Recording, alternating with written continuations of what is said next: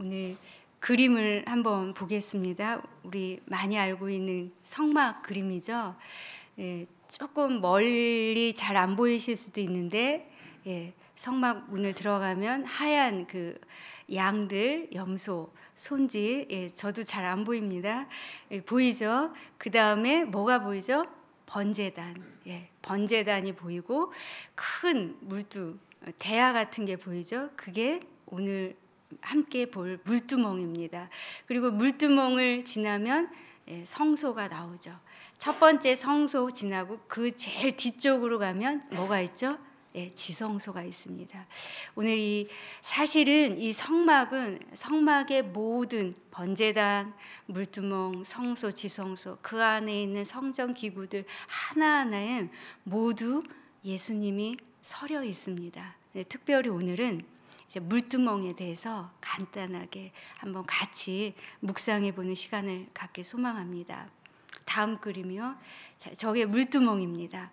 자, 아까 번제단을 지나서 물두멍이 있고 물두멍 뒤에 이제 성소로 드디어 들어가는 거죠. 이 중간에 번제단과 회막, 성막, 성소 중간에 있는 물두멍. 지금 제사장이 이제 손을 씻는 장면이죠.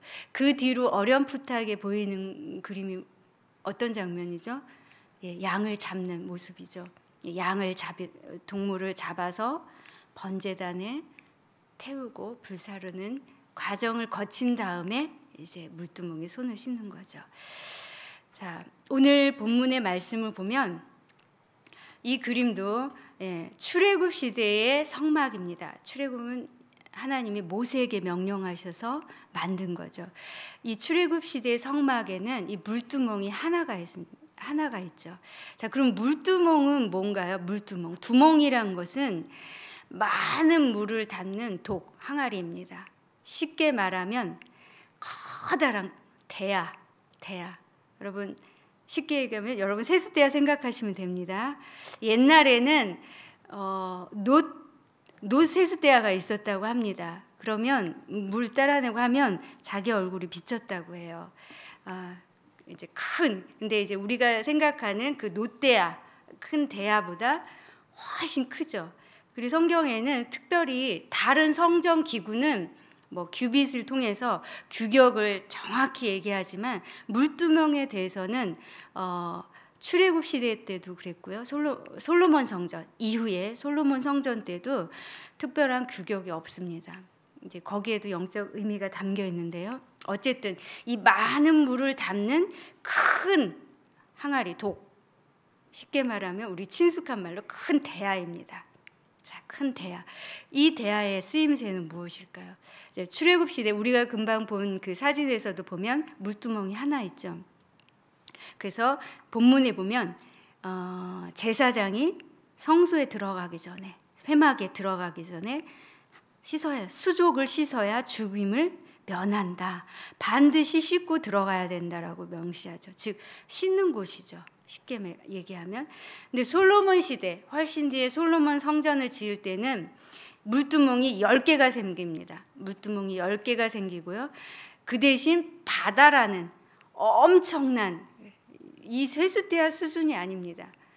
몇 미터, 5미터, 제가 3,000밭이라고 되어 있는데 하여튼 몇 미터 되는, 그래서 명칭을 바다라고, 오션 있죠.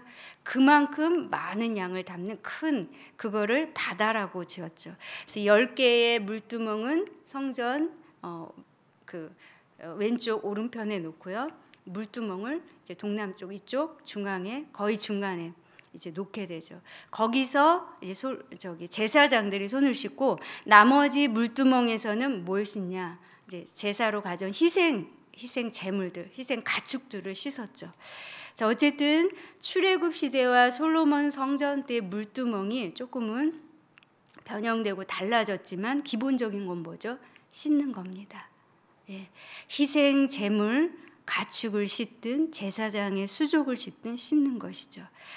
자, 그러면 이 특별히 이제 물두멍에서 우리가 좀 주목할 것은 아까도 위치죠. 다시 한번 성막 그 첫 번째 사진을 한번 띄워주시겠어요? 조금 작아서 잘 안 보이시긴 하는데, 자, 동물들 희생 가축을 이제 희생하는, 이제 도축하는 고기를 지나서 뭐가 보이죠? 이제 저게 번제단입니다. 번제단. 저기에서 동물들 각을 뜨고 이렇게 한 거를 하나님께 불로 태우죠. 뭐 여러 가지 제사 방법으로. 그래서 번제, 불로 태우는 그 번제단입니다. 번제단 지난데 그 물두멍이 있죠. 그리고 물두멍에서는, 그래서 사실은 여러분, 물두멍까지 가기 위해서는 사실은 희생 동물을 죽여야 되는 거고, 그 죽인 동물을 번제단에서 또 태워야 하는 그런 과정을 거친 다음에 물두멍을 맞이하게 됩니다. 그러면 여러분, 물두멍 없이는 성소에 들어갈 수가 없습니다. 왜 그럴까요? 예, 왜냐하면 자, 짐승을 잡았죠. 이 성막이 그렇게 넓지가 않습니다.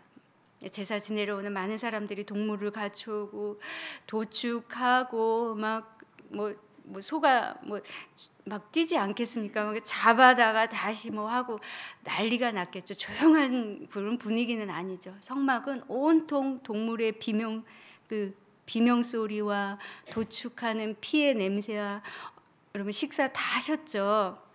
예, 식사 다 하셨죠. 어쩌면 도축하는 과정에서 피도 많이 튀겼을 것이고요. 그 동물들의 어떤 제사는 내장들을 다 분리해야 되는 제사가 있거든요. 그러면 그걸 다 하면서 뭐 얼굴이나 몸에 아니면 옷에 동물의 내장 살점이 막 묻었을 수도 있고, 온통 이 오염과 얼룩과 비명이 어우러진 곳이 바로 성막, 저 안뜰에서 동물들이 도축이 이루어지는 곳입니다. 그곳을 지나서 자, 번제단에서 그 태우죠. 그런 다음에 물두멍이 있는 겁니다. 그러면 이 물두멍을 왜 반드시 지나지 않으면 성소에 들어갈 수 없다는 게 이해가 되시죠? 예. 물두멍은 피와 얼룩과 오염과 재와 이 모든 것을 씻고 성소로 들어가는 그 과정이 꼭 없어서는 안 된다는 거죠. 그래서 오늘 본문에 보면 씻지 않으면, 네가 수족을 씻지 않으면 죽임을 당할 것이다. 씻어야 죽임을 면한다. 이렇게 말씀하고 있습니다. 우리는 물두멍에서 주목할 두 가지를 한번 더 깊게 보기로 하겠습니다. 자, 첫 번째, 물두멍이 무엇으로 만들어졌다고 되어 있죠? 예, 18절에 보면 물두멍을 돛으로 만들었다고 합니다. 제가 아까 놋대야 말씀드렸죠. 놋으로 만들어졌습니다. 근데 이 놋은 그냥 놋이 아니라 놋이 귀했어요. 그 당시 놋은 황동과 청동이 있는데 그냥 다 놋으로 통용을 했습니다. 근데 이 놋은 여인들의 거울로 썼던 겁니다. 그래서 이 놋은 어디서 온 것이냐? 우리 출애굽기 38장 8절을 한번 보겠습니다. 출애굽기 38장 8절 다 같이 읽겠습니다. 시작. 그가 놋으로 물두멍을 만들고 그 받침도 놋으로 하였으니 곧 회막문에서 수종드는 여인들의 거울로 만들었더라. 예, 뭐죠? 그 놋인데 그 놋은 여인들이 거울로 봤던 겁니다.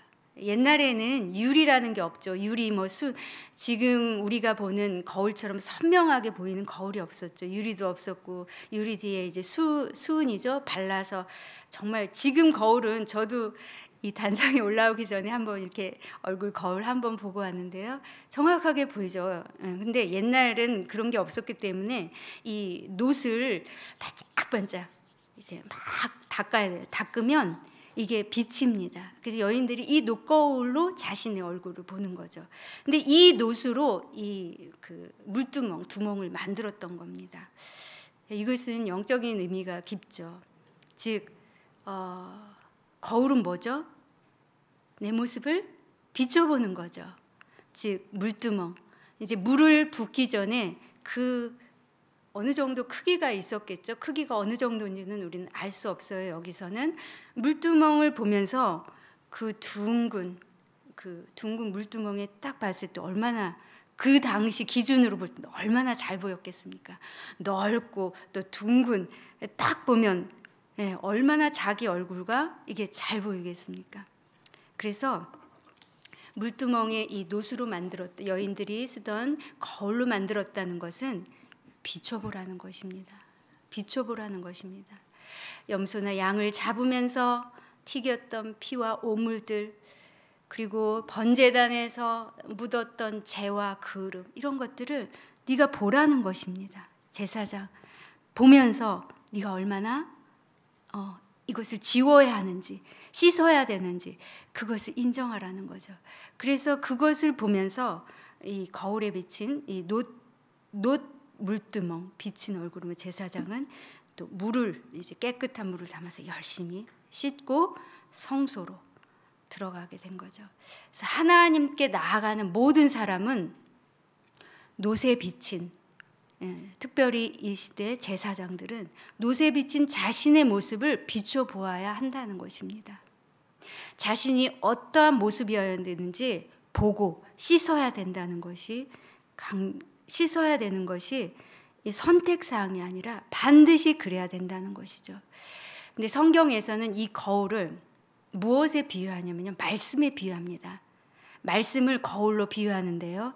야고보서 말씀 한번 보겠습니다. 야고보서 1장 23절에서 24절 우리 함께 보도록 하겠습니다. 시작. 말씀을 듣고도 행하지 않는 사람은 있는 그대로의 자기 얼굴을 거울 속으로 들여다보기만 하는 사람과 같습니다. 이런 사람은 자기의 모습을 보고 떠나가서 그것이 어떠한지를 곧 잊어버리는 사람입니다. 아멘. 자, 말씀을 듣고도 행하지 않는 사람. 근데 그대로의 자기 얼굴을 거울 속으로 들여다보기만 하고는 사람과 같다. 즉, 말씀을 거울에 비유하죠.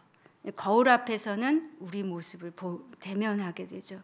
헝클어진 머리도 잘 빗고 묻은 얼룩도 지우고, 또 어떤 때는 단정하게 몸 매무새를 만지고, 또 더 나아가서는 아름답게 치장을 하기도 하죠. 바로 말씀 앞에서, 말씀은 누구죠? 예수님 앞입니다.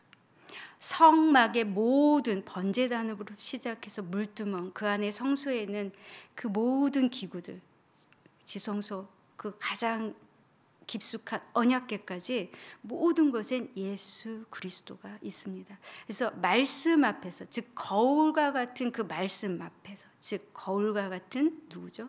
예수님 앞에서 비로소 우리의 참 모습을 볼 수 있다는 거죠.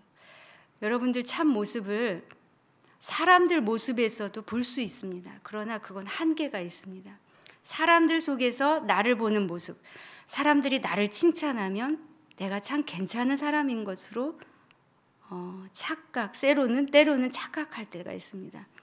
또 때로는 사람들이 나를 보면서 비난하고 판단할 때 나를 아주 형편없는 사람으로 또 오해하기도 합니다. 그래서 사실은 우리의 가장 참 모습은 사람들 속에서 보이는 것은 우리의 참 모습을 볼 수 없습니다. 또 내가 내 자신, 내 스스로를 참 모습을 볼 수 있을까요? 저는 없다고 봅니다. 왜냐하면 우리의 감정은 정말 1분 1초, 너무 옛날 하루 20, 수시로 바뀝니다. 예, 수시로 우리의 감정은 높았다, 낮았다, 좋아졌다, 싫어졌다, 슬펐다, 기뻤다. 우리 감정은 우리조차도 우리 믿을 수 없을 때가 많죠. 그래서 우리 자신을 통해서도 우리는 바로 참 모습을 볼 수 없습니다. 말씀 앞에서, 거울, 말씀, 예수님 앞에서 우리는 우리의 참 모습을 볼 수 있습니다. 왜 그렇죠? 예수님 우리의 창조주이기 때문입니다. 우리를 다 지으신 분이기 때문입니다. 그래서 예수님 앞에서 상처나고 아픈 마음을 볼 수 있고요. 또 연약하고 흠 많은 그것을 또 절절히 볼 수 있는 거죠. 그래서 그렇게 아프지만 내 참모습을 예수님 앞에서 볼 때 어떻게 되죠? 지울 수 있죠. 오염을 지울 수 있죠. 우리의 더러운 것을 지울 수 있죠. 우리가 단정하게 매무새를, 우리의 마음을 가다듬을 수 있죠. 또 예수님처럼 닮아가기 위해서, 아름다워지기 위해서 우리의 심령을 가꾸어가게 되는 것입니다. 자, 두 번째, 이 물두멍에 중요한 요소가 있습니다. 무엇이죠? 물두멍. 자, 놋 반짝반짝. 예, 사실 역대하 2장 4절에 보면 2장 4절에서 6절 그리고 열왕기상 에서도 보면 솔로몬 시대의 물두멍 이야기가 나옵니다. 특별히 역대하에서 보면 역대하 2장 4절에서 6절에 보면 그 뒤에 말씀 보면 이 성전 기구를 만들 때 반짝반짝이는 놋이라는 표현이 되어 있습니다. 근데 그것을 번제단 쓰는 부사 뭐 할 거 없이 다 반짝반짝한다는 표현을 씁니다. 무엇이죠? 놋이면 놋대로, 황금은 황금대로 빛이 나도록 닦았다는 것입니다. 하물며 제삽 금방 재로 더러워질 삽까지도 반짝반짝.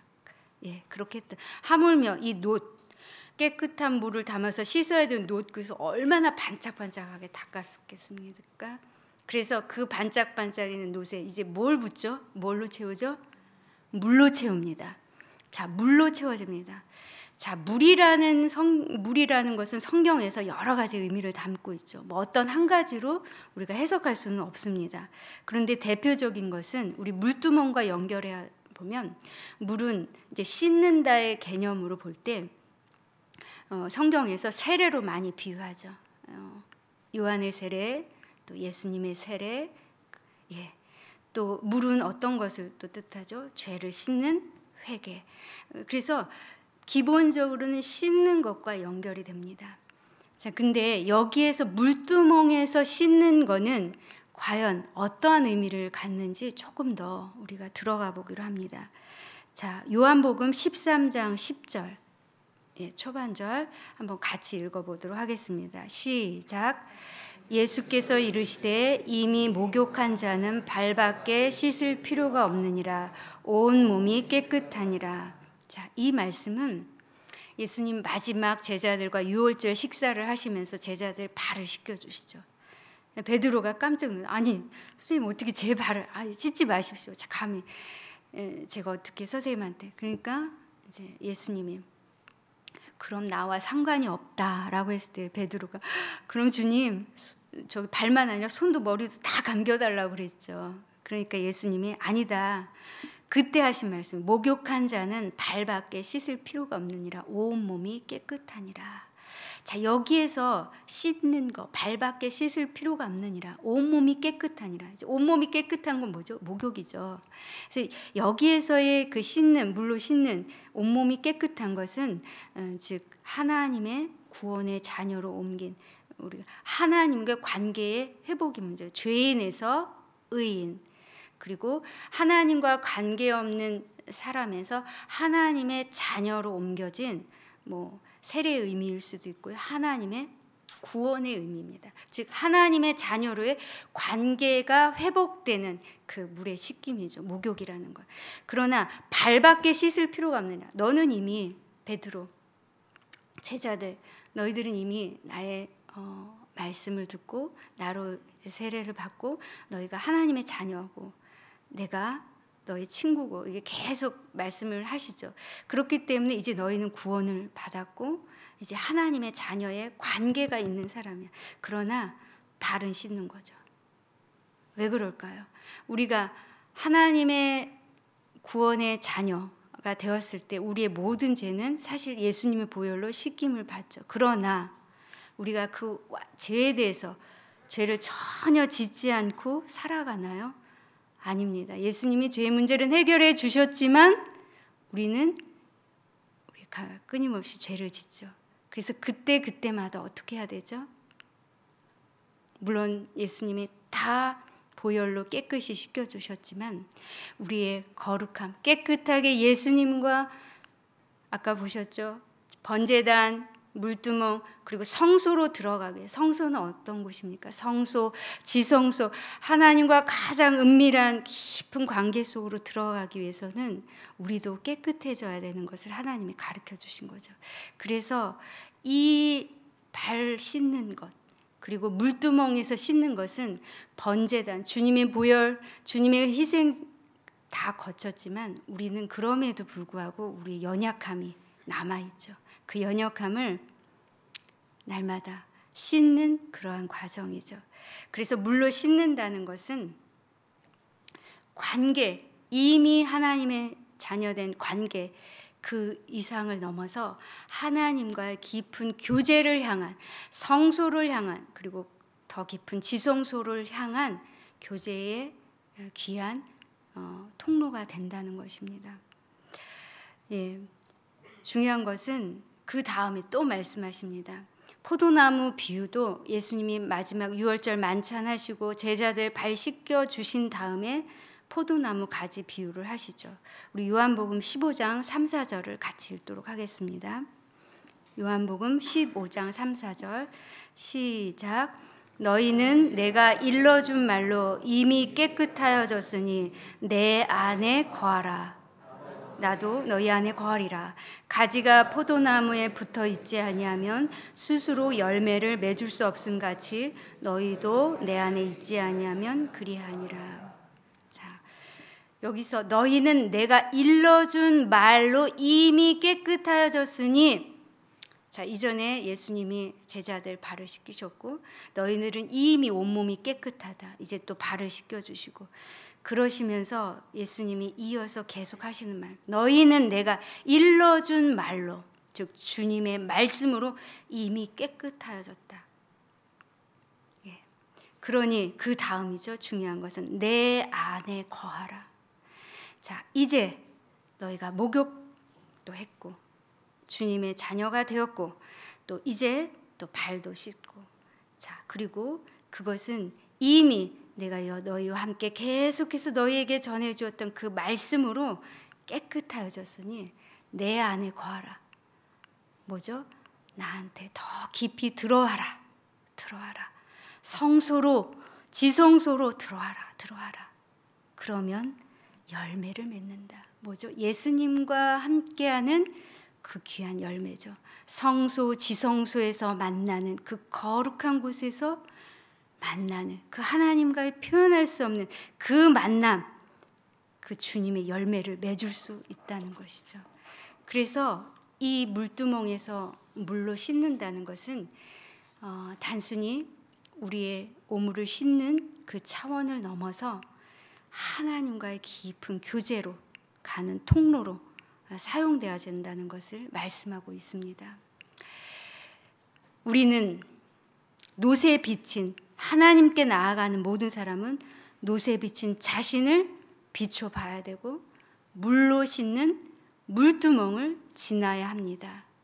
예수 그리스도의 보혈 없이 구원이 없듯이 그 구원의 말씀, 그 앞에 우리의 모습을 항상 들여다보고 비춰보고 그리고 돌이키는 그 몸부림 없이는 우리에게 지성소, 그 깊은 곳에 가기는 참으로 어려운 일입니다. 우리는 출애굽기 말씀에서도 뭐라고 말씀합니까? 수족을 씻어 죽기를 면해라. 물두멍을 지나서 성소로 들어가야 되는. 그렇지 않으면 들어가지 못한다는 말씀이죠. 자, 그러면 우리는 늘 죄책감에 사로잡혀 있어야 될까요? 나는 죄인이요. 죄에 대해서 몸부림치다가 지쳐서 나는 안 돼. 이렇게 살아야 될까요? 요즘에 저는 저의 부족함을 정말 많이 보고 있습니다. 이 말은 하지 말았어야 되는데 집에 오면 왜 내가 그 말을 했을까? 내가 왜 그런 행동을 했을까? 그 사람이 상처를 받진 않았을까? 또 어떤 때는 너무 부끄러워서 막 도망가고 싶을 때도 있고요. 그리고 너무너무 죄송하고 미안하고 그래서 몸둘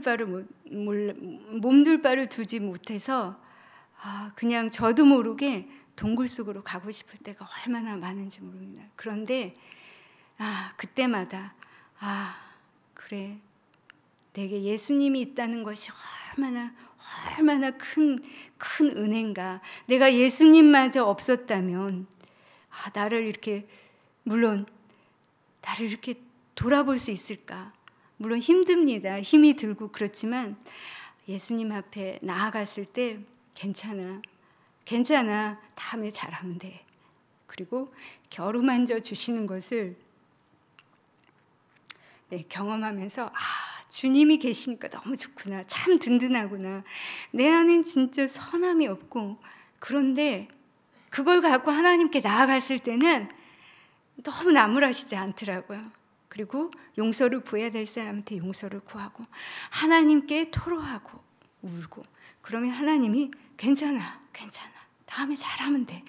괜찮아. 왜냐하면 내가 너 다 잘 알아. 네가 완벽하지 않고 너가 부족하고 연약한다는 건 너무너무 잘 알아. 그래서 예수님이 토닥거려 주시고, 그런 것을 경험하면서 예수님이 계시니 얼마나 좋은지. 그래서 이 죄책감, 죄의식, 이것에 얽매이지 말아야 되겠다. 그래서 기도를 더 하게 되고요. 그러면 하나님이 이렇게 위로해 주시고 또 그 안에서 기쁨을 주시는 것을 경험하게 됩니다. 그래서 우리는 죄책감, 죄의식으로부터 우리 영혼이 매이질 않길 소망합니다. 왜냐하면 우리의 제사장 누가 계시죠? 나 대신 가장 깊은 지성소까지 인도하시는 대제사장 예수님이 있기 때문입니다. 그분의 보혈, 번제단, 물두멍, 그리고 지나서 성소, 지성소, 그분이 이미 다 걸어가신 길이기 때문입니다. 자, 히브리서 10장 21절에서 22절을 보겠습니다. 우리 다 함께 읽도록 하겠습니다. 시작. 그리고 우리에게는 하나님의 집을 다스리시는 위대한 제사장이 계십니다. 그러니 우리는 확고한 믿음을 가지고 참된 마음으로 하나님께 나아갑시다. 우리는 마음에다 예수의 피를 뿌려서 죄책감에서 벗어나고 맑은 물로 몸을 깨끗이 씻었습니다. 아멘. 종교개혁가 마틴 루터가 이 죄 문제, 죄책감에 너무너무 힘들어했던 사람이었습니다. 자유하지 못해서 하루 몇 시간 잠자는 거 외에 거의 몇 시간을 고해성사, 여러분 아시죠? 몇 시간을 고해성사를 하고 다시 나와서 뒤돌아서서 다시 가서 다시 고해성사를 해도, 또 금식을 며칠을 해도 그 추운 수도원 방에 며칠씩 그 죄의식 문제를 갖고 고민하고 기도하고 싸워도 도대체 이 죄, 또 죄의식의 문제에서 해결될 수가 없는 겁니다. 그래서 돌계단도 무릎으로 기어서 올라가 보기도 하고요. 자기 몸을 힘들게 해보기도 하고요. 아무리 해도 이 죄책감, 죄를 해결할 수 없어서 매일매일 고민과 고뇌 속에 있었습니다. 그러던 어느 날 마침내 로마서 1장 17절이 레마, 물두멍에 비춰져서 예수 그리스도 안에 선명하게 비춰진 그 말씀으로 이제 마틴 루터에게 왔죠. 그 말씀이 어떤 말씀입니까? 로마서 1장 17절 한번 같이 읽게. 우리 너무 잘 아는 말씀이죠. 시작. 복음에는 하나님의 의가 나타나서 믿음으로 믿음에 이르게 하나니 기록된 바 오직 의인은 믿음으로 말미암아 살리라 함과 같으니라. 아멘. 자, 구원. 즉 구원은 뭐죠? 죄로부터 구원이죠. 죄는 마틴 루터의 어떠한 고행이나 어떠한 수도로도 해결될 수 없는 것이었어요. 자신 안에 끊임없이 일어나는 그 죄의식을 누군가한테 계속 고백하며 구하고 구해도 해결될 수 없었던 것이죠. 무엇 앞에서 해결했습니까? 복음. 복음에는 하나님의 의, 복음 안에 있는 하나님의 의, 즉 불의가 아닌 하나님의 의를 뭐로? 믿음으로 이 죄의 문제는 모두 해결되고 내가 구원된다는 것, 그것을 절절히 느끼게 돼서 그 다음부터는 죄책감, 또 죄에 대해서 더 이상 얽매이지 않은 거죠. 물론 죄의식과 죄책감, 그 몸부림은 계속 되어졌습니다. 그러나 그것에 어떻게 얽매이지 않게 됐다는 거죠. 얽매이지 않고 죄책감, 죄의식이 들 때마다 복음 앞에 하나님의 의, 그것을 믿음으로 받아들이고 아멘으로 그 앞에 비춰보고 그 앞에 나아갔던 것이죠. 마지막으로 여러분과 저에게 질문을 해보겠습니다. 여러분은 어느 때 여러분 영혼이 가장 충만한 깊은 기쁨으로 가득 차 계십니까? 그런 경험을 하고 계십니까? 어떤 때에? 어떤 좋은 착한 행실로 정말 뿌듯한 보람을 느낄 때요? 아니면 가진 것이 많을 때? 아니면 어려움이 없이 평안하고 잠잠하고 고요할 때, 그때 여러분들 영혼이 가장 깊은 충만함으로 채워지십니까? 가만히 곰곰이 생각해 보십시오. 역설적이지만 우리는 우리의 깊은 연약함을 주님 앞에서 볼 때, 그리고 그 하나님 앞에서 우리의 연약함을 보고 하나님 앞에 내려놓고 그의 만지심을 경험할 때, 사실은 우리 영혼 가득 하나님이 임재하시는 그 역사를 체험하시는 것을 여러분 기억하실 것입니다. 성소로 가는 길, 제단을 지나 물두멍 성소 지성소로 가는 이 모든 여정, 사실은 이 주님 앞에서 우리 연약함이 여실히 드러나고 그것을 주님이 깊이 만져주실 때 이 지성소의 은혜가 더 깊이 새겨지는 것을 우리는 경험하게 됩니다. 다시 한번 번제단, 피 묻은 손과 물두멍, 그리고 물두멍에서 씻고 정결함으로 나아가는 그 지성소의 안식, 예수 그리스도와 가장 깊이, 다른 어떤 것이 아닌 내 연약함 속에서 나를 가장 깊이 만지시는 그 예수 그리스도의 만지심, 그 만지심이 우리 영혼을 새롭게 하고 우리 영혼을 정결케 해서 세상의 어떤 것과, 우리 거짓 평안이 너무 많아요. 거짓 행복도 너무 많습니다.